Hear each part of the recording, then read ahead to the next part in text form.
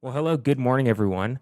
Today we're joined with David and Danny, who are brothers, co-founders of Iron Apparel, and veteran entrepreneurs. And one of you still your active Air Force Reserve, Yes.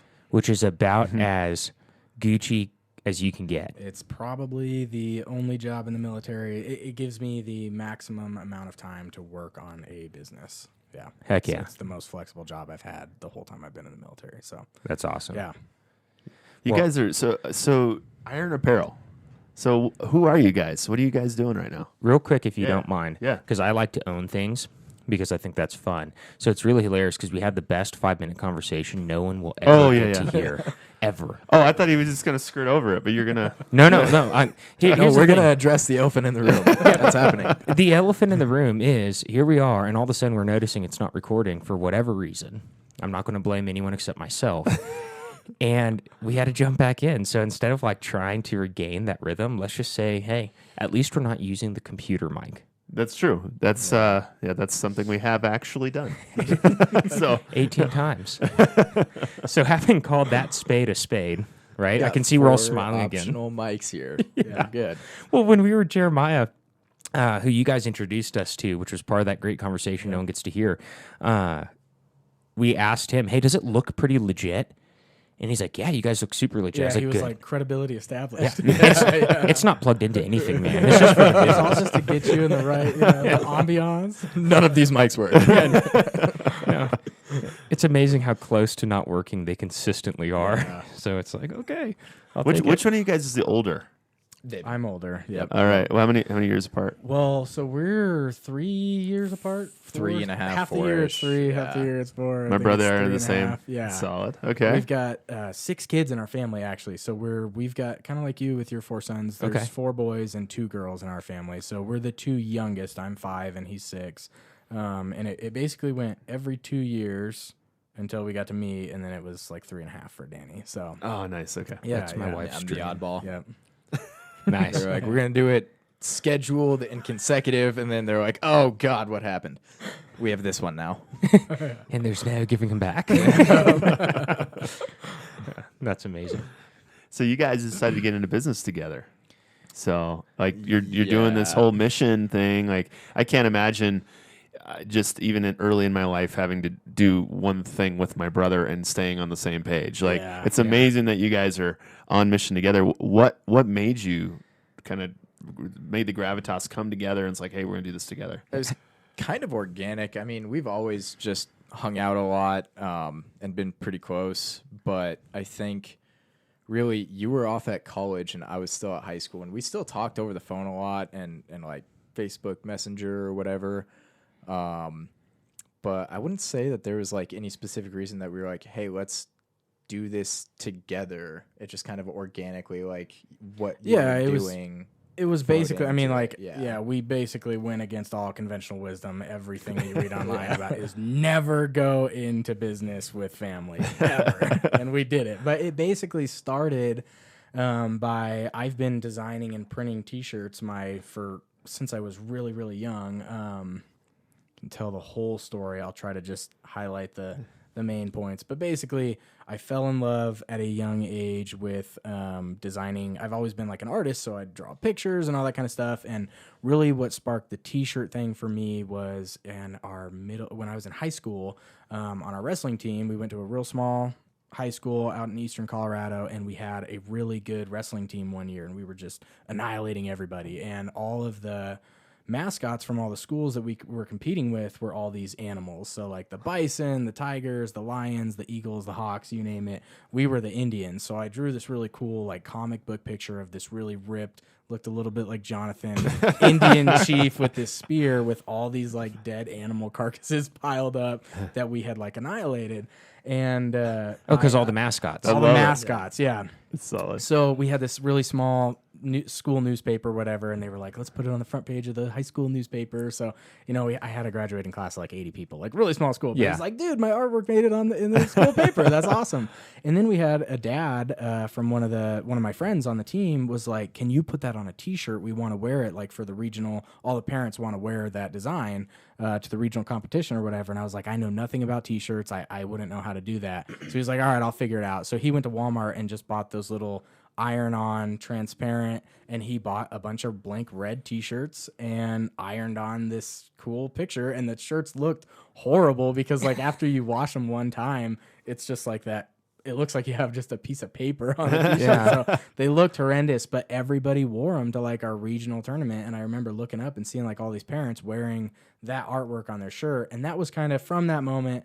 I made T-shirts for our football team, all the military units that I was a part of. I did ROTC through college, and so I did them for my unit in school and all that kind of stuff. And so Danny approached me while I was in college and was like, dude, you're always making T-shirts for all the clubs and sports teams and stuff that you're a part of. Let's make like a T-shirt brand. And so it was his idea. And you were doing all these like like David's always been a hustler and like really good at wheeling and dealing and getting deals on Craigslist and just always been a hustler in that regard. So he was making these designs and going on to like Facebook groups that were these niche markets and posting them and just I just try to sell like, whatever was hot at the moment, for a while it was, one of them was like a Bronco when Peyton Manning was the quarterback for the Broncos and he was saying, Omaha, I made a Omaha shirt and love it. May have had a cuss word on it. And, Omaha MF or something along those lines. Not part of my past that I'm extremely proud of, but tried to just sell, I sold 100 shirts or whatever. Yeah. And when I was in college, I was like, dude, it was this huge amount of revenue that I was able to make real quick. I'd put together like a little Shopify store or whatever. I'd just take orders through PayPal and then I'd print them all up and then I'd ship them all out. But it just wasn't like a recurring business model. It was just like, oh, you're just trying to take advantage of whatever is hot at the moment, make a quick buck. And then so Danny was like, dude, let's actually turn this into a business. I saw all these guys, Grunt Style or like whatever YouTube channels that grew their business. I was really into the gym. I was always a weak little sissy and I was trying to get bigger. So on the off season for wrestling, I was always trying to lift weights and get bigger, which I never did, but that was the goal. You never lifted weights? Or you never got bigger? I never got bigger. I lifted weights all the time. Never got a lot of weights. You just never got bigger. But so saw those YouTube channels that were growing their channel and then they'd sell merch. And I was like, man, why don't we just do that? Like you're always making these shirts. Why don't we like make an actual brand and sell recurring designs and stuff? And that's kind of where it all started and began. That was back in my like senior year of high school, I think. And then things kind of went crazy from there, but that's pretty much the start of it. Yeah. One thing I love is this is by far the best branded episode ever on the Grit Theory. Swag all over. We have swag one. Thank you for the shirts. These aren't even released yet, right? No, those are coming so August 29th. Super special. Yeah, I'll even just show it on the back real quick. Can you see it? I'm wearing shorty shorts. There it is. God Family Country. Solid. God Family Country. Yes. Love it. And then I saw that you set that up there. I felt like it was intentional. So if we want in the shot, just pop that bottle to your left a wee bit. Gotcha. I'll tell you when it's in the shot. There you go. There we go. So you guys have some pretty cool stuff going with your brand. Heck yeah. And thank you for the shirts. Dude, Absolutely. Yeah. I'm going to do some crazy stuff with these gifts. That's awesome. You just wait. I thought that was one of the conditions of their podcast appearance today. I have to do. Everything has to be Iron Apparel. It's a long email of expectations before you came into the room today. I mean, 17 initial blocks before the signature. That was insane. 17 what? Initial blocks on the contract for you guys to come on the show. Sorry, I couldn't find the blue M&Ms, guys. But yeah, no, thank you. And this is good. I'm loving it. It's really classy what you guys are doing, and you're putting out there. It's funny. It seems like something so, whatever. It's a T-shirt or whatever. But we were talking off air before we realized we weren't recording. Is that you're seeing like hats at the zoo on random people? Like, oh my, that's our merch. Like, where did that come from? John finding you guys kind of randomly through somebody else is wearing one of your shirts. Like, it's out there kind of making a message and making it kind of it's funny, it attracts people to even conversation. I mean, that's kind of Yeah. provocative, saying God, family, country, like Yeah, that brings people together. There's a coagulative effect to what you guys are doing. It's more than just merch, I think, right? Yeah, absolutely. Well, and the message, so like we had this idea, like, let's start a t-shirt brand, but then the next thing was, okay, what's the message going to be? We've got to have an actual, and I studied business in college, and all my classes at the time were about the thing that separates you as a business is brand. Like, there's a reason that Pixar can, sell X number of movie tickets versus these other companies that you never heard of. It's because they've developed the Disney brand, the Pixar brand. It's the reason that Nike can sell a shirt for $60 versus, whoever else. So it was all about, okay, we got to build a brand, and what's that message going to be? What's that foundational message of that brand going to be? And it was Iron Sharpens Iron. I don't even think it took us too long to really come up with it. It was because like a day. We were just throwing stuff at the wall, and it immediately stuck between the two fell in of us. love with, because we had heard it all our lives growing up. Our dad's a pastor, so we heard it in church. We were both on wrestling teams. We went to separate high schools. Actually, when I graduated and went to college, my parents moved up to Washington, so Danny went to a different high school than I did. And we both, on my high school wrestling team, we would do this thing every year. It was called the inter-squad scrimmage, where the first duel of the year was you'd separate our own team into an A team and a B team. They just go, you're A, you're B, you're A, you're B. And they rolled out the mat, they had the spotlight, they had the cheerleaders, they treated it like it was a regular season duel, and it was our team wrestling each other. It was us against us, and they gave a little medal, and on the back of the medal it said Iron Sharpens Iron. And that was the whole idea of, we are taking our team, separating it, and we're wrestling each other, and we're going to make each other better. And that same message was painted in the wrestling room at Danny's high school, and their high school was extremely good. There are all these he went to some school in the middle of the mountains up there. All of his friends were loggers, and all these crazy dude. They You would have annihilated loved it up there. They were Every single dude was exactly like you, just an absolute psycho. John's like, what are you saying? Okay. But like back to back state champions all the time. I mean, if you weren't a state champion in this high school, you were kind of like the odd man out. Like, you Which weren't, I wasn't, so I was the odd man out. It was just that message. And then we heard of the military when I started getting into the exposure of, I did Army ROTC through college, and it was mentioned there. So it was like, what's so special about this message, this theme, that so many different MMA fighters, weightlifters, wrestlers, military people in church are all like, kind of like, there's this appeal to this message that iron sharpens iron. And a lot of people don't know that it stems from a Bible verse, which is kind of cool, because you can kind of like take like we've kind of tried to take like, and I think you guys are a little bit similar, like the Chick-fil-A approach almost, where like people go to Chick-fil-A because they make really delicious chicken sandwiches and they've got phenomenal service, but they don't really realize or always make the connection that you go in there and there's Christian music playing. They don't play any lyrics. They just play what's that called when there's no lyrics in the song? The instrumental. So it's like, if you know that it's a Christian company, then like it that's super obvious, but they're just out there. They're not beating it over people's heads. This is our message. We're making a great product. It's kind of the same approach that we've taken with Iron Sharpens Iron. We meet a ton of people that don't know, and then it's a great conversation starter, because people are like, oh, dude, Iron Sharpens Iron. I heard that before, yada, yada, yada. And it's like, oh, well, actually, did you know this comes from a Bible verse? It's just, it kind of opens that door, as opposed to just repeatedly beating people over the head with the Bible and trying to, that type of thing. We've kind of had numerous conversations about, like, we're not necessarily a church brand, although a lot of people resell our products in churches, and a lot of people know our brand because Iron Sharpens Iron and come from churches. That's a lot of our consumer base, but kind of the idea behind why we did it is because we want to reach people that aren't churchgoers. Right. Is we want to hit the different demographic and get them in that door if we can, or just get them to be good people and understand the message, not necessarily hit the same demographic that's heard the same thing over and over again. Yeah. That's a lot of the core message on the grit theory, is that no matter what your backdrop is, whatever your faith base is, everyone could agree that sharper iron is more useful in this life, right? Yeah. And that's what we're trying to get people to. is that I love, it's like, it's sort of a violent analogy, iron sharpening iron. I mean, if you just think about that, Yeah. we've talked about the forge often.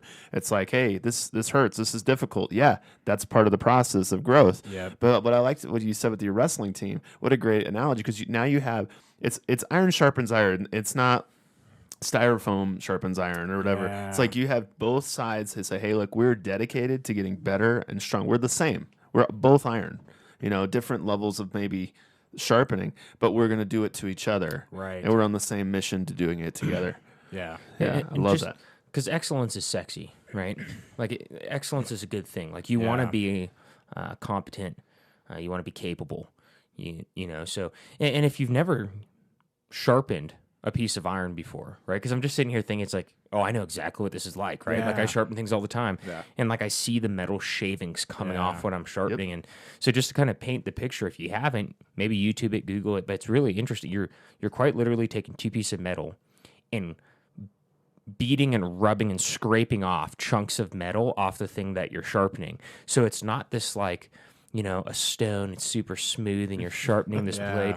No, it's this violent, Ugly and painful and this thing. Sparks fly, and it requires friction. It's Yeah. Andy and I were just talking about it on the way over here, because on your episode with Jeremiah, you guys were talking about all these amazing physical feats that you guys were doing, and you're hardcore athletes. You guys work out religiously.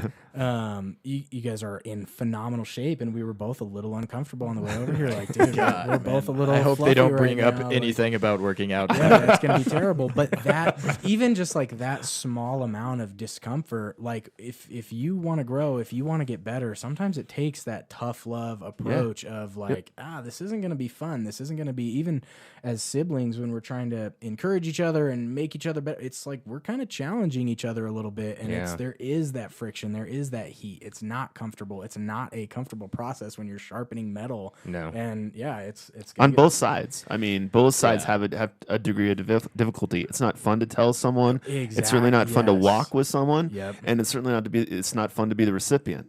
But both sides have some kind of sacrifice there in it. And we talk a lot about the difficulty and sacrifice not being the enemy. It's part of the process. Yeah. What a great message in 3 words. Like, Yeah. the brevity of it's And beautiful. That's what we have loved about it, is it's like, hey, we didn't make it up. So part of what's cool about it is, there's so many, I could talk about it all day. So sorry. I get long-winded and yada, yada, yada. We're good, man. I guess I won't really go into that whole thing. The part that's cool, one part that's cool about it is that this isn't something that we imagined or came up ourselves. It was something that was written in a book from 2,000 years ago. And so by King Solomon, in a book of Proverbs that are really, even if you aren't a faith person, if you just read the book of Proverbs, there's a lot of wisdom and knowledge in there. It's a wisdom book. Awesome call. He's often referred to as like the wisest man who ever lived. So there's just great little tidbits in there and everything that if you apply to your day-to-day life, like you just are going to end up being better anyway. But the fact that that's something that was said 2,000 years ago and we're still repeating it today just shows that what you do, it's kind of like Gladiator, what you do echoes in eternity. Like we really do. You can do something today. You can have a message in your life today that if you do it right, if you are a good enough person, if you are legit enough, people can still be talking about what you did today 2,000 years later.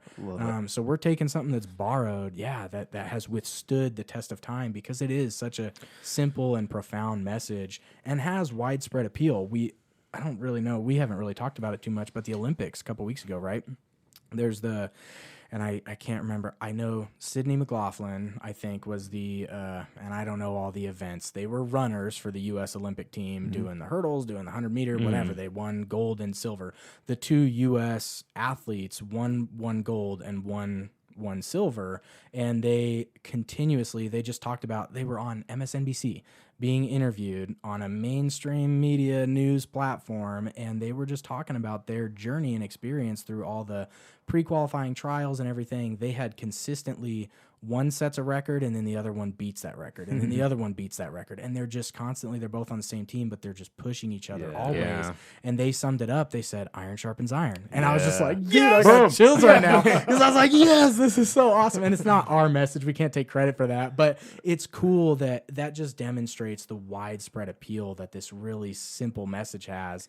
And when you start peeling back the layers of the onion, it's like that comes from a really really profound source. So yeah. What I like about it too, and I just kind of drew this. Well, I just drew this analogy. It's a gateway drug to burning off the parts of yourself that shouldn't be there, right? Right. Yep. So like I really like the idea that there's only a small percent of myself that if I really look in the mirror is worth keeping. Yeah. And there's a lot that I want to cut off, burn off, get rid of, Yeah. right? Some call it like deadwoods. There's all sorts of mentalities that go around it. And it's like, well, if you don't know where to start on deciding what do I need to get rid of in myself, find someone who makes you better and who you can put yourself in that uncomfortable thing, and that'll start to cultivate the mindset of improving, Yeah. right?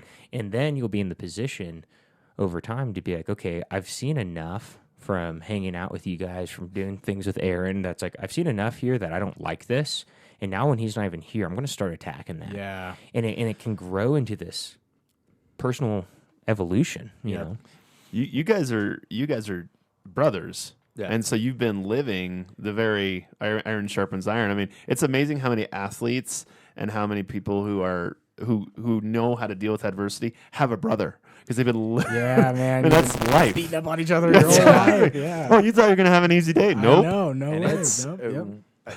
I'm not great at a lot of things, but I would say one thing that we're both pretty good at is we really don't take stuff very personally anymore when we're like coming at each other or talking about things that need to be done for the business or even in our own personal lives. And that's a big part of Iron Sharpens Iron, I think, is just not taking it personally and understanding like he's saying this because he cares. He wants me to be a better person. Yeah. Yeah. It's And the once constructive piece. Exactly. Like once you kind of get in this frame of mind of just digesting what it means that iron sharpens iron, it's like it helps you have thicker skin. It helps you have a better understanding of this guy's saying these words to me not to be critical of me. It's because he wants to challenge me. It's because he wants to make me better. It's because he sees an area that I'm struggling in or that I'm weak in, that he has the skill set to help make me better. And yeah, you framed that really well, of just that it is all constructive criticism. And if you just take it in a negative way, then you're never going to get better. You're going to just dwell on that, as opposed to if you just take it as what it is, you make yourself better with it. And even scarier in my mind, you'll lose the people who will be constructively critical of you. Yes, Yeah. and you'll just be surrounded. He doesn't by want to be sharp. Be the softness. bad version of yourself forever. You're surrounded by a bunch of wood. In this mentality, just to be like, if you're not sharp, you're like blunt, you're dull, Yeah. right? Like dull and soft. Yeah, Yeah. exactly. Yes, I as can't- opposed to Say that again. Surrounded by a bunch of wood. surrounded That's by great. a bunch. As opposed to, I mean, this is literally what we were talking about this morning. That little discomfort that both Danny and I felt driving over here of like, dude, these guys are really challenging themselves physically. It makes us a little uncomfortable, but we were both like, that's iron sharpening iron. Like they're literally Yeah, by them good. being I like who they good. are. It's like we should. That's a reflection for us. Like we need to. Fitness has been on the back burner for a little while. Like we got to get our crap together, and you want to always be around. And they say you're the sum of the 5 people that you spend the most time around. So you always want to be around people who are challenging you in those areas. And for us, it's multifaceted, right? So there's not.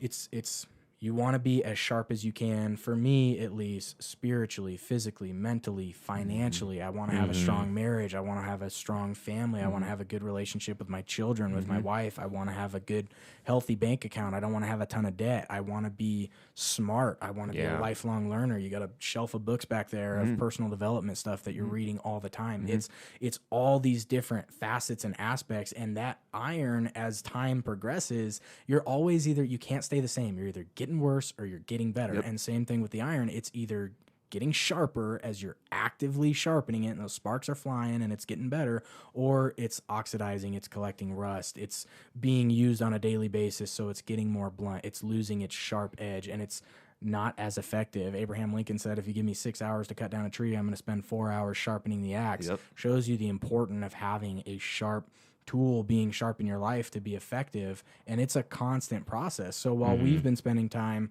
getting sharper financially with some of our personal goals, with Danny going back to school, using the GI Bill, things like that, we have put that aspect of our lives on the back burner, and being around awesome guys like you, we're like, oh, we're dull, man. We gotta get back to it. So yeah. I I am probably going to laugh at how many times you guys have made me turn red in this show. But We're very much flattering you guys. goodness gracious. Well, dude, I mean, it's true. When you wake up at 4 a.m, you go run 10 miles as the sun's coming up. Like, I mean, it does. I think you kind of, when you're doing it every day, maybe you lose how special that is. But like you guys, Yeah, guys that's like not normal. Jeremiah, Yeah, you It's guys uncommon, act and like it's it's not. awesome. It's super BA. But and you've really I'm- learned how to challenge yeah. yourselves in that areas. And it does, by people just being around you, you have that effect of people are like kind of checking themselves. And, you know, I want to have the confidence to be able to rip my shirt off and throw another shirt on, you know, when Yeah, people man. come over. And For, I mean, for a little bit of context, I did not just rip my shirt off when they got here. They What's gave- up, guys? Yeah, they gave, hey guys, rip. It's like its power move in any weird social setting. You just, I just want everyone to know where I'm comfortable with. No, they gave me a shirt. I wanted to rep it for the show, right? There'll be more to follow on that. And you know, one thing you commented on that I really want to touch real quick because I think it's critically important. So fitness comes up a lot in the show, and one of the things that you know just continue to own and be very transparent on that Aaron and I were really worried about up front is like we're not a fitness show. Why does fitness come up so much? How do we make sure that we're clear in what we are? It's like, well, let's give it time and see, and we can adjust, Yeah. right? And we'll come back to this in a second if you'll bear with me. But like, the more I listen and think about your guys' company, I think of you as like your mission is to encourage, yeah, right? for sure. That's my perception. So I'll bring us right back to that. But you were describing all these different facets of life that need sharpening, that need honing, improving, building. And it is the whole human project. It's the whole human Yes, yeah. being. And the reason that I think fitness comes up so much in my mind is it's a keystone habit, right? From like Atomic Habits. Yeah. It's something that if I do this, the rest will start to fall into place a lot more easily than if I don't. And that's where, for me, the physical aspect of it is neat, but it's like, it's really the mental edge that comes from like adding 50% to doubling what I was expecting of myself on a whim because I was complaining too much in my mind. It's not that moment, that exercise that matters. It's how I'm going to feel the afternoon when I'm tired, my kids want to play. Yeah. And I say, shut up to the voice in my head and yes to my kid, Yeah. opposed to no to my kid so that I can flatter the voice in my Right. head. You know, it's the whole picture. It's Yeah. I mean, kind of like you and Jeremiah were talking about, like the Scar versus Simba or whatever. Just the good and the bad voices in your head. Just that mental fortitude. We talked about that a little on the way here too. Just the discipline. It's one thing you see recurring in every successful person that personally I idolize is just the discipline of being well structured and going and doing it every day. When you can make excuses. I've made excuses for a year now. Like, no, I don't want to spend my energy on that. I don't want to do that. There's a million reasons not to, but having the discipline to keep going back and doing what you don't want to do every day, that's that mental fortitude. And it kind of is like which I hate this and I wish it wasn't this way, but it kind of is like an outward expression of like, I don't know if I don't know. A lot of successful people say how you do one thing is how you do everything. And sometimes I like to try to justify to myself that that's not necessarily true. I think it is true.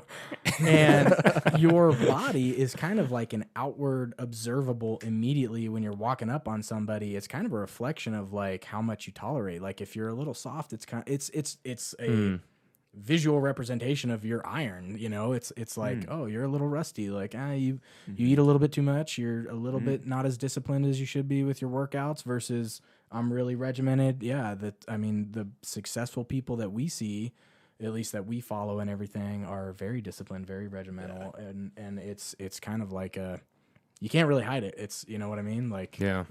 It's funny because we were talking about like, on the way here, Andy Frisella, you know, he grew first form, and at one point he was 350 pounds. Yep. And it's like, where do you draw that line? Like, is there ever an excuse for like, yeah, it's on the back burner because we're focusing on this?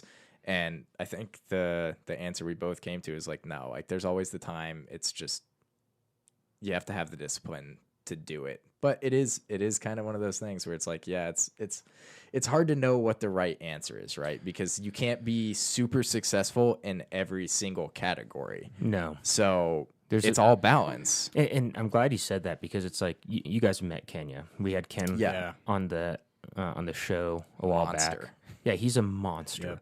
And one of his arenas that he wants to be successful in is fitness. Yeah. And you can tell, because not only is he a monster, he's earned that. He's worked for that. Yep. And he has goals that pursue that. Yeah. Right? So he really challenged me on the whole, like, being uncomfortable, getting where you want to do. One, I had to start back from beginning, because he was laughing at me for my form being terrible and me being as stiff as a board and all these things. So I learned a lot from him, and I had to humble myself to say, okay, am I willing to keep a friend who's going to make me better, but start from zero on something I've been doing for 15 years? And I was like, dang straight I am. I threw that out the window. I started swallowing that pride, and it took me some time to get over, if I'm being transparent. But I got over it. That's and awesome. We're fast friends. But that's one of his priorities. That's one of his top goals, right? And you can tell, because the man's like throwing around 600, 700, 800 pounds. Yeah, I literally just saw a video of him squatting 515 like it was nothing on Instagram yesterday. crazy. I was like, he's just playing. But to the balance point, right? So you have that, and that is in line with his goals, his why, his purpose right now for the season of life. And it's like, for me, fitness isn't. Building a business. Aaron and I are doing the podcast. We want to have these things, family, all this stuff. So for me, fitness is my tool, where I balance it for myself. I use it as a tool to ensure that, like you said, there's no coasting. Coasting is going downhill. So I'm either improving or not. I use it as my reality check, my tool, in a place where I can hold myself accountable to ensure that I'm giving my wife and my children, first and foremost, the best of myself, and then those outside of that. Yeah. So that, there's this kind of mentality, and this has come up a bunch, of when I'm on my deathbed and the best version of myself walks up to me, I don't want to be ashamed. Yeah. Yeah. I want to be like, so, Yeah. Yeah. as close as humanly possible, Do you right? guys listen to Ed Milet or any of his stuff? Ed Milet? Oh man, dude, you gotta write it down, man. He must have gotten that analogy. So Ed, EDMYLETT. I've heard a few people play with the idea, and I love it. Dude, he is an awesome, and Andy Frisella too. Those two, you guys will absolutely love them. Very much like Jocko-esque, but more into business.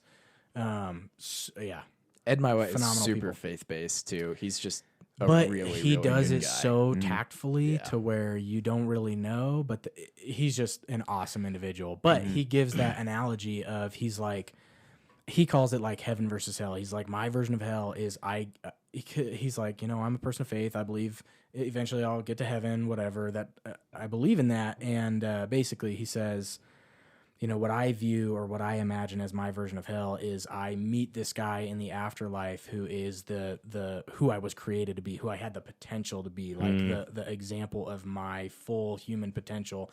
And he's awesome, and he's rich, and he's shredded, and he's just this phenomenal person. And I meet him, and we're total strangers, and I look nothing like him, and I'm nothing like him. And my version of heaven is I meet that guy, and we're identical twins. And he's like, dude, I've been chasing you my whole life. I finally met you. Like, this is a great measure for me, because we're really close to being identical. I came really close to maxing out my potential. Yeah. It's funny, because you said you say that, and I've played with the idea for a while, right? And I'm sure I heard it a long time ago. Like, I don't think I created it in my own mind and then heard it after.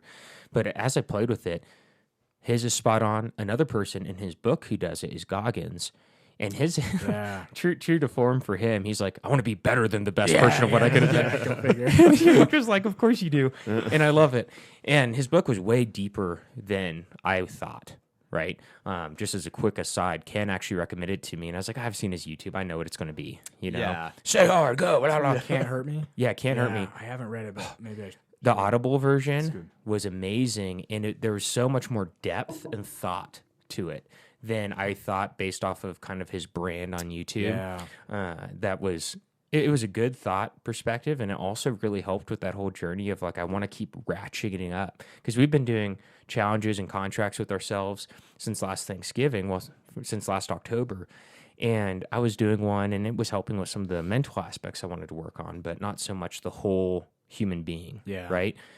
And I just threw it out. I was like, on day 20 of 100, I just threw that stuff out and created something that's really crushing me and pushing me. and I'm like loving it because of that idea, right? I can't, the idea of wasted potential is terrifying. Yeah.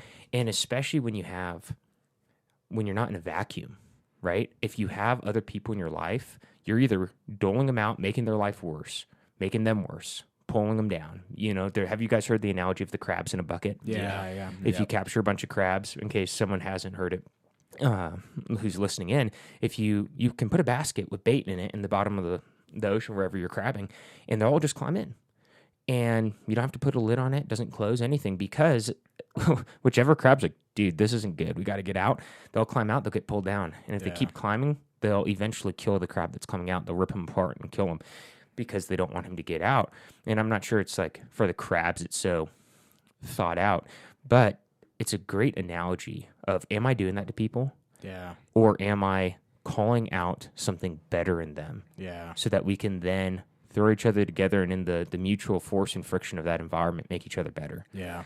Whether it be business, relationally, fitness, it's the whole picture. And the one thing we can't get away from is what's in between these, like our temples, right? Yeah. So I want voices of passion speaking into my ears, saying who I can be and calling that out. Yeah.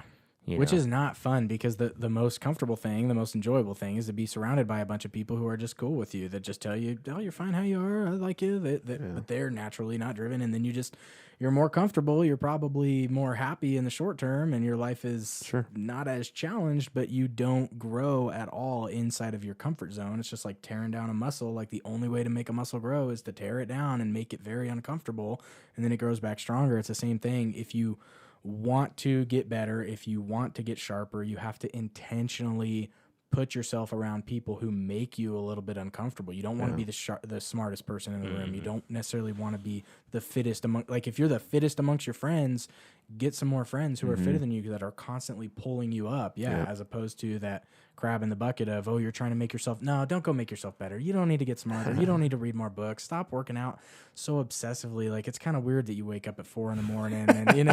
and and if you get around that, they're just gonna pull you back to that softness and that complacency, and you're not talk about trying to maximize your potential. You're not gonna get anywhere near that full version of yourself. Well, and it's always an uphill fight. Like, building the business while both working different careers, different, serving in different aspects of the military, doing all that stuff, it comes at there's a sacrifice. Yeah. Right. And some of the things that we've talked about, just to kind of reflect a little bit as we continue forward, is we got to find out that the genesis of, like, why a clothing brand, right, was because you're an artist, you fell in love with it. You had all these great examples, and then we start touching on the why of, like, Iron Sharpens Iron, and that's what our conversations really exploded around, because it's such if you sit and think about it beyond just the 3 words and all the implications of making each other better, and, like, that's kind of part of the journey of life in my mind, right? Of, like, how do we just continue to grow? Because goodness, I don't want to stay stagnant, and that's what's brought us here, and now we're enjoying the fruits of that conversation. And I think the thing that I'm really wanting to highlight with that just little summary to help keep, so that everyone's still on track just mentally for whatever that's worth, is why is it so culturally universal, it appears, time tested and proven, to pursue growth, right? Through who you are in community with all the choices you live with your life, right? Like, we have so much abundance around us. It's very easy to do little and be comfortable. Yeah. And yet we strive not to, because there's not like there's this crazy benefit we get. It's just this thing called peace or satisfaction in our minds that, like, we're doing what we can to grow. And when you're not doing what you can, when you're not giving everything you know how to yet, you get uncomfortable, like, you're not happy about it. Yeah. Right? Yeah. Like you guys said coming over, it's like, for a year we've been saying we want to do this thing, the pursuit of this goal, and we have it, and now we're looking at that. And, like, the thing that I always think about when I'm uncomfortable is that I'm not so much uncomfortable because of where they are, but because of a reflection of where I'm not. Yeah. And it's like, darn it, I feel like I got to do more. Yeah. I'm giving everything already. No, you're not, son. No. And we have I think the culture we can tend to fight for acceptance rather than fighting for actually allowing ourselves to have the disciplines that are helping us be better. Yeah. And because acceptance doesn't, there's no action in that. It's sort of like just change your opinion of me. Yeah. So I don't have to do anything, you know. Yeah. And what we're really seeking in the room with us is, hey, I know you're trying to impress me with your squat form, but I'm Ken Clark, and you know I know better, right? And you're glad he's in the room. It's like, hey, you don't want to have friends that you're just trying to impress all the time. Well, think of it with business. Real quick, I think what you just said, right? The acceptance piece. Yeah. It's people want acceptance over excellence. There, Yeah. that's even Right? Like, thank you. You Thank softballed you. it. You so. just, and you just sharpened me. Thank you. That's Yeah. a better way. That's a better articulation of what it is saying. Yeah. But- Excellence is what we're really seeking, and excellence is a difficult journey. And I love that you guys are creating a mission around this and then bringing people together, because that is exactly the formula that is needed to make that happen. I mean, the larger the community of people saying, "Hey, we need to get better," everyone wins. Yep. And we get there faster. Well, Yep. and it's kind of what you're exposed to as well. Like, not everyone realizes that this isn't a normal thought pattern or a normal way of living your life and of looking at things. Like, not everyone had an awesome older brother or older brothers that were hard on them their entire life to make them sharper and make them better and make them smarter. And they weren't always exposed to that. So, you know, you're 19, 20 years old and no one's ever told you, hey, you're doing a bad job at this. Let's do it this way so that you can do it better, to make you better. And David, I got to tell a story. Just the brother thing. I'm sorry, I did cut you off. You finish that. No, I'm just, you know, making the point, like, it's not a totally common thing always. And once you figure that out and unlock, like, hey, I can be better at life, and here's all of the categories that I need to be better at, it never really ends. It's a constant, never-ending journey of I need to be better and do better. I love it that you guys are brothers and like you've lived this, you know, and now you're getting the message out to other people. It's like, hey, if we create a brotherhood, we have a bunch of guys beating on each other, getting better. Exactly, because a lot of people don't have it, especially the further we go along in our, you know, it's like, I think in our parents' generation, it was a lot more common to have 6, 7 siblings, you know, and now it's getting to the point where I was talking with my wife's uncle is a big business guy, and he helps run e-commerce brands and everything, yada, yada. We got on the topic of like pet brands, like the number one, our brother-in-law, Mark, I'm getting all over the place, but I'll bring it back. But our brother-in-law, Mark, was just out here. He's on the launch team for the big Amazon warehouse that they're building here in Colorado Springs, 4 million square foot facility. It's 4 stories. Each story is 1 million square feet. And he was like, dude, like, what is it? Our number one product out here is dog food. Like, what's going on? That's and true, what is happening in our culture is people are like, I can't afford to have kids, so they're treating their dogs like children. So I was talking with why I mentioned my wife's uncle is because he was like, dude, there's this huge market for like dog bow ties and dog clothes and luxury dog accessories because people are not having kids. They're now treating their pets like their children. And what that's painting the picture of is like, more and more people are growing up without siblings and without that family aspect. So if we can develop this culture where we're all pushing each other to be better, sharpening each other, almost like we're siblings, we're just brothers and sisters making each other better. That I guess that's kind of where I was going with that. I think that's a massive appeal to the military too, and why so many people stay in for so long, or why so many people make such great friends in the military and then get out and realize, like for me, like I made awesome friends in the military and got out and like, man, I really miss those dudes, because you go through some really and part of it is shared misery. Like if you're friend, like in college, I don't really have great friends from college because we never went through anything really hard together. We just like coexisted. We had fun. Everything was a good time. We didn't go through adversity together. Whereas some of my best friends are the dudes that I knew in the military, where we went. The reason we're such strong friends that I don't think we really realize is, dude, we went through some extremely tough things together that we like a natural tendency to come together and bond when faced with adversity. Yeah, strange. That is the formula for a strong friendship is adversity. And you know, I'll tell you a phenomenon. If you go up, if you do the incline those strangers become your friends. Yeah. Everyone's in it together. Yeah. Like, this sucks. Yeah. Go do a tough mutter and watch strangers help you get over obstacles that Yeah. you've never met before. Dudes It's like, that you've never met before, and everyone's Pretense- just coming together because you're no. getting your stuff stomped in together, and Totally. it sucks. Yeah. I want to just real quick. You just remind me of a story. So you talk about like brothers like making you better. So my brother was he took second in the state in wrestling here in Springs, and one of the things he used to do, he started in middle school, and one of the things before he started a match, he and I would go into the alternate gym, where they didn't do the matches. Yeah. And I was like, all right, let's wrestle. Well, I told you I was 3 years older than my brother, so I Yeah. had good 25 pounds on him, and we would wrestle. And these poor kids, when he went out on the mat, he'd been swinging 3 bats for like 30 minutes with his older Yeah. brother. And it was just fun. I just sat crush back him. and he would just throw them around Dude, like they that's were nothing. awesome. But it was amazing, like to load the weight up for him, to load the adversity and the Yeah. difficulty for him made him just so much stronger for the competition. That is awesome. I'm not That's- the reason why he's second in state. He had to do a lot of other things. But that's my one little Yeah.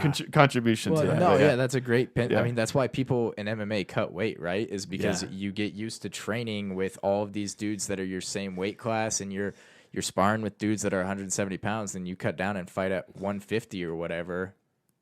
You're gonna dominate. You're floating. But Yeah. I mean, it kind of sucks because then everyone has the same philosophy, and then And everyone's sharper. It's Yeah. like Yeah, all the MMA exactly. fighters Yeah. are. That's why most of the we got most of the best guys in the UFC. I think.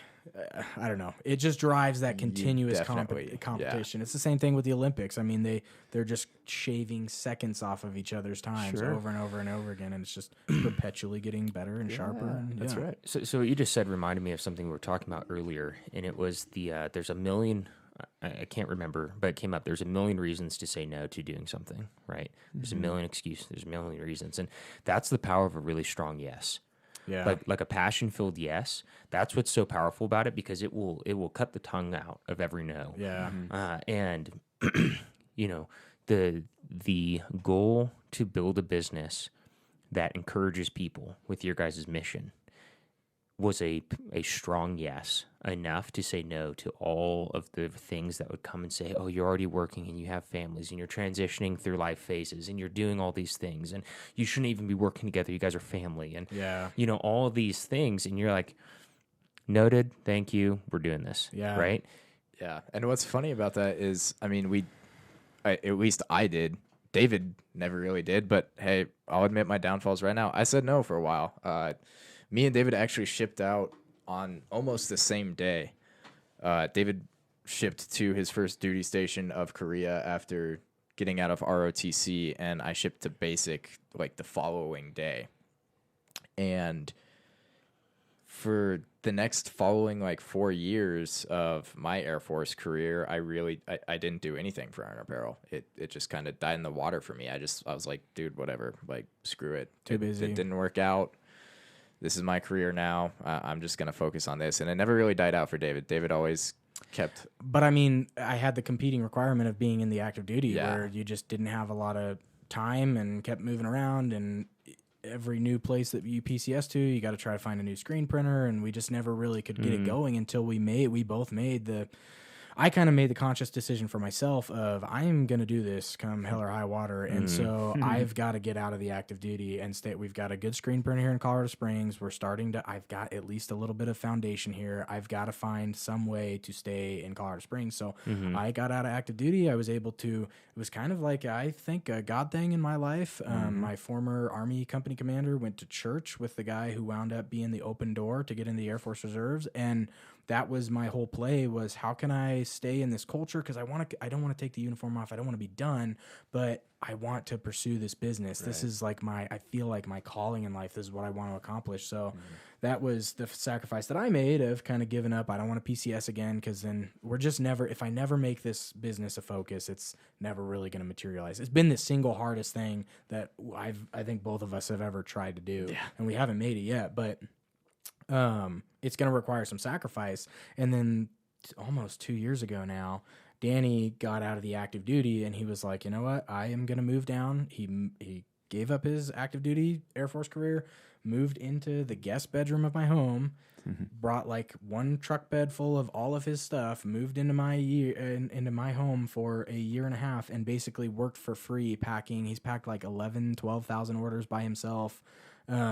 With basically before we could pay him, we finally back in January were able to start paying him a very small amount, but he's been using the GI Bill to kind of complement that. But going to school, living with his brother, was living in his own home up there, and just made sacrifices. And to your point, it's like if you want to really accomplish something great in your life, it is going to require, you got to cut all those distractions and pursue that one thing. Yeah, what I noticed was I said no at first and ultimately came to the realization of, wow, all of this sucks.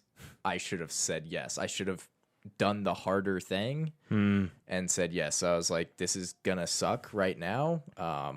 It's going to be a bit of a Band-Aid. Like, I could stay in and maybe not be super happy, but like be comfortable, be stable, have that income. Or I can say, screw it, let's go all in. Let's do what we were trying to do 4 years ago. And I'm so thankful that Danny was willing to do that, because I could never humble myself to that point of going and living with one of my siblings. I'm like, I've got to have a job. I've got to have an income. I've got to live in my own. I'm not willing to give that up and do the suck that's required to do that. So, and I don't think that we could have been successful without Danny being willing to do that. So it's just kind of illustrates that the whole point of sharpen yourself, sharpen others is all of us have gifts and talents and abilities and parts about us where areas where we're really strong that other people are not as strong or are weak, and we can benefit them in that area. And that's part of that sharpening iron is recognizing where you're strong and where you're weak and where you can help people, in that aspect. Absolutely. And what you just said is exactly why I got excited a second ago. It's like, that's a whole other part of this we're not even talking about. The beauty of partnerships is covering each other's weaknesses. Dude, 100%. And especially even, sorry to cut you No, off, you're but good, man. Let's when you roll get with it. down in the dumps, when I was doing it by myself, I'd have a couple months where I was doing really well, getting a lot of stuff done with the business, making progress, and then I'd get like depressed. We wouldn't have a sale in a long time, yada yada. And when you start falling, to pull yourself out of that is really difficult.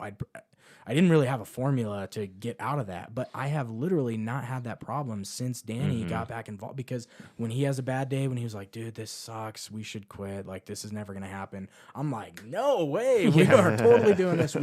We're able to almost immediately nip that stuff in the bud and just keep it going. And when the one person kind of starts slowing down a little bit, getting down in the dumps, the other person's there to pick them up and pat them on the back and keep driving. It's a huge thing. I mean, Aaron is always pumping me up and stuff, and I hope that we're encouraging each other, right? And like one of the things that's hard too when you're building something, and this is a slight step in a direction with what we're talking about. It's not even just complimenting your strengths, right? Because what we're talking about is like, okay, I'm more like this and Aaron's more like that, and we kind of really, his strengths cover where I'm a little bit weaker and vice versa, and that is a huge aspect of that. It's powerful, but it's also just a force multiplier of energy, not even motivation, yes, but really the drive to continue despite how you're feeling. Yeah. And the ability to say, like, on those rare moments where you both realize, holy moly, we're in a valley.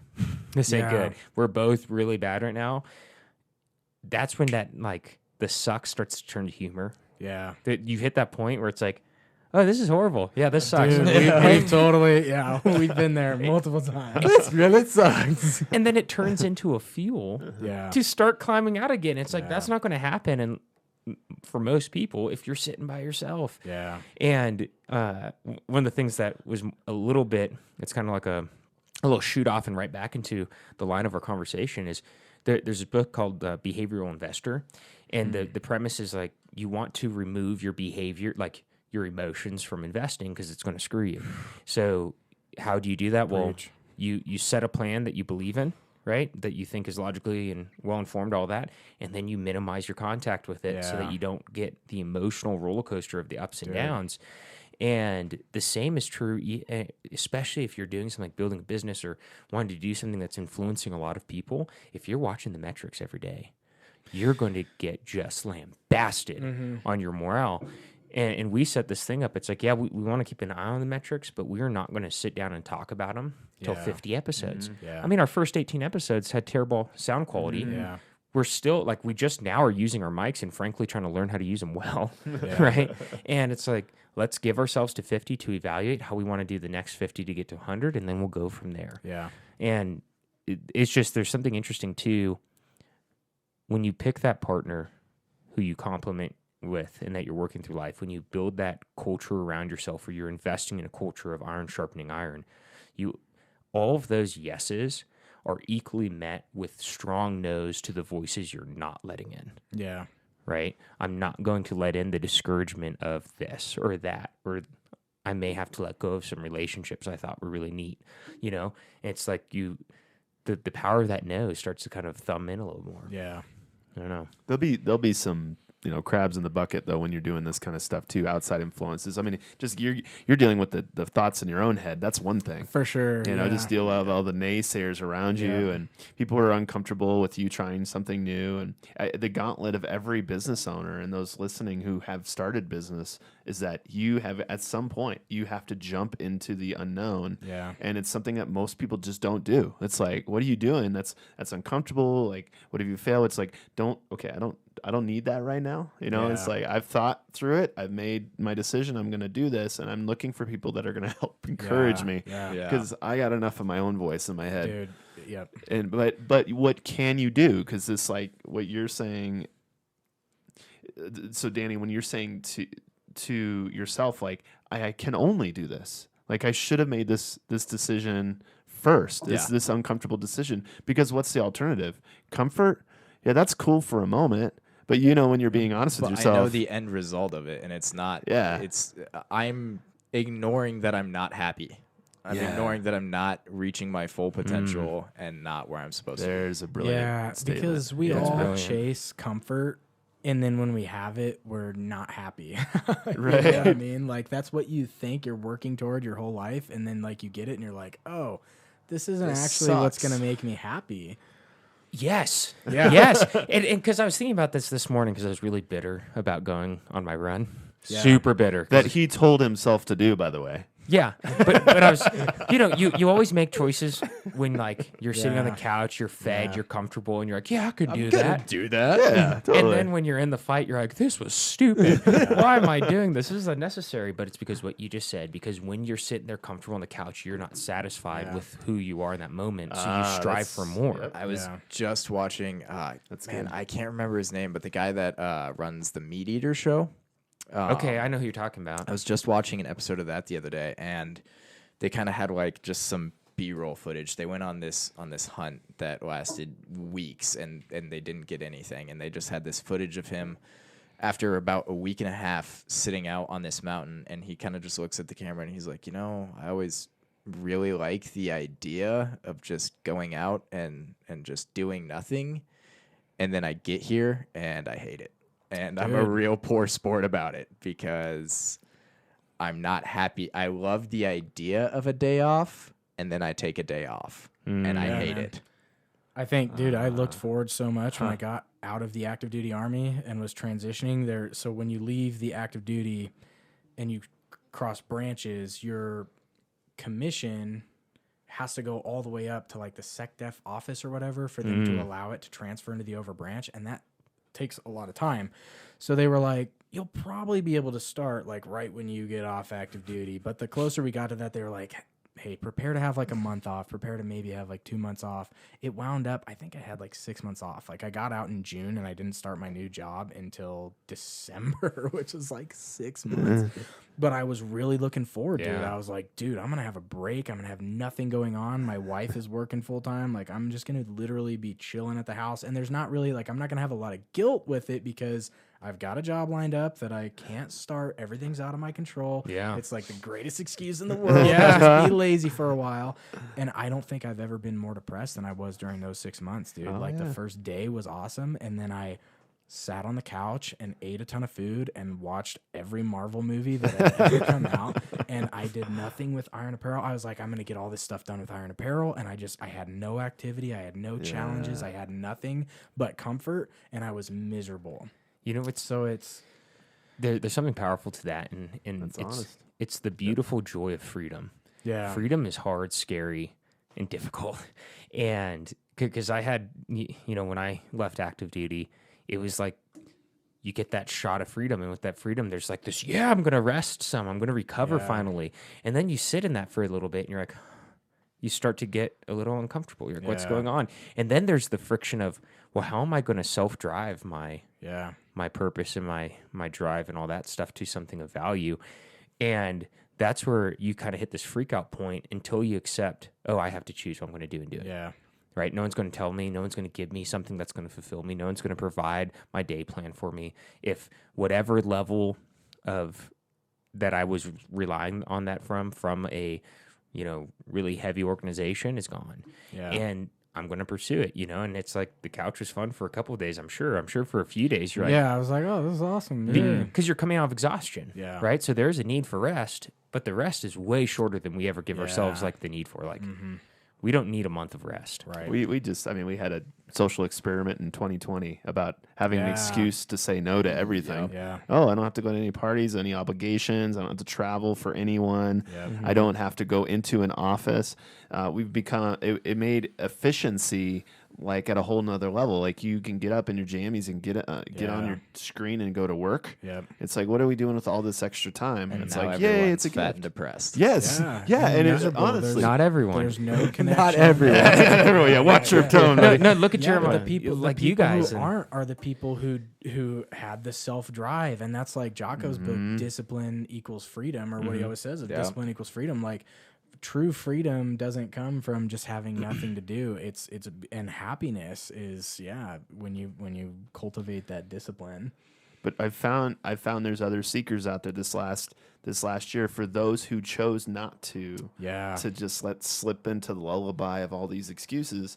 Those who were looking, and they'll find each other and they'll double down. Yeah. It's like, we need to do this. Tremendous progress was made this year by people who wanted to get after it. Yeah. A lot of people that story. Yeah. It's like, man, I did it harder than I ever had before because I knew how important this was. Yep. I was going to call it I think 2020 was the great filtration, right? Where you could really see, and Jeremiah talked about this in episode 23, and it's what we're talking about now. It's like you had the excuse to say no to everything. Yeah. So you could really see the people who've just been waiting for the excuse, and then the people who then found, because it was less distracting, how to say yes to the better yeses. Yeah.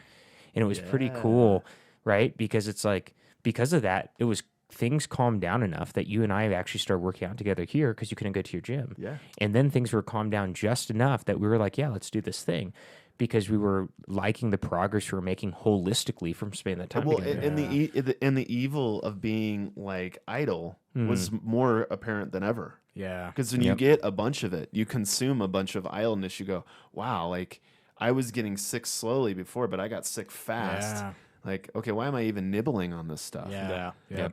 And one thing you said when you were sitting there, like, I should have done this from the beginning, right? When you were looking at, Danny, looking at leaving the military to come back to Iron Apparel, you're like, I wish I did this in the beginning, but you never had that lesson until you did it, and then you could come back to it with that passion, confidence of like, I know beyond any shadow of a doubt, this is where I want to be. Right. And there's a gift to that. But the other thing it made me think about is the forks in the road in hindsight are the most scary to me, though covered with, like, not petrifying, but covered with gratitude, because it's like we all hit these forks in the road, and it's rare we get to hit the same fork twice and make a decision again and have a second chance at the decision.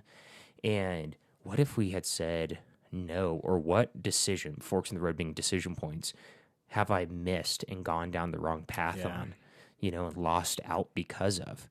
And that's where it's like, wow, because like you said, yes, I want to invest in Iron Sharpens Iron, and now you guys are sitting here and you guys are doing it, and it's hard, and there's wins and there's losses, and the valleys are longer and darker than the winds feel, and all that type of stuff goes on. But you took that yes, and now you're here, right? Imagine if you're like, I'm just going to be comfortable and Yeah. swallow and ignore my misery and stay where I'm at. And we did that for like 4 years while we were on active duty, and we were like, we want to do Iron Apparel eventually, but we're just too busy with our day to day. We know what that was like. Like, it's like we were not happy. We And weren't pursuing our project. I We learned a weren't- lot in that process, and that 4 I years think it had was to a happen. necessary part of the journey. It was. Because otherwise, you'd always be, if we had just done it initially, then you'd always be wondering, like, man, maybe I should have just What joined does the slavery military. feel like? Until you're in Yeah, it? exactly.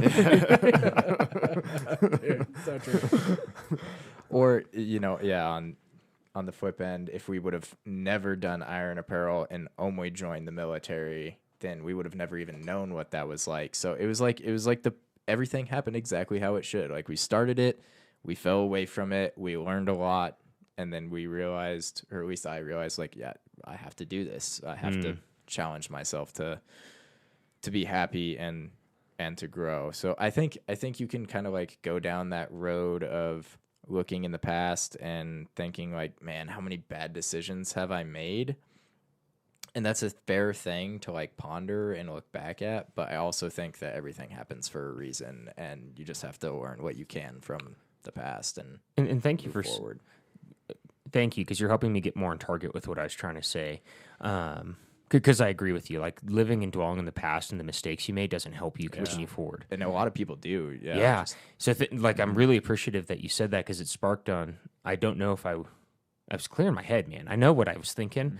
It doesn't always come out as clear as I want. Happens to me all the time. Right. Yep, we're in the club. But to what you just said, like, things do happen for a reason. But when you do get to a point that you make a decision, then you feel grateful you made that decision, and you look, it's like, oh man, I'm so glad I didn't choose that wrong path. That's what I was trying to talk about. It's like, Yeah. I'm so grateful for the hard yeses over the easier, more with the flow no's. Yeah. And that's what I was trying to say, if I did Yeah. it. Yeah, no, you articulated just fine.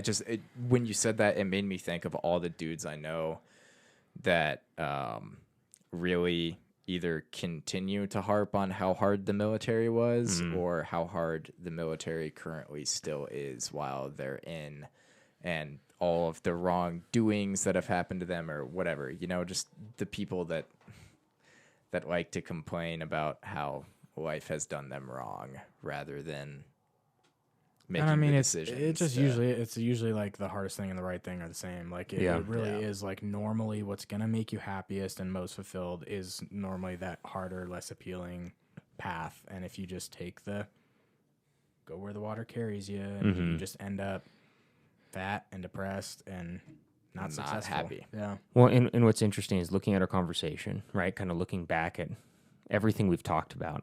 I think I found a central theme that's pretty exciting, right?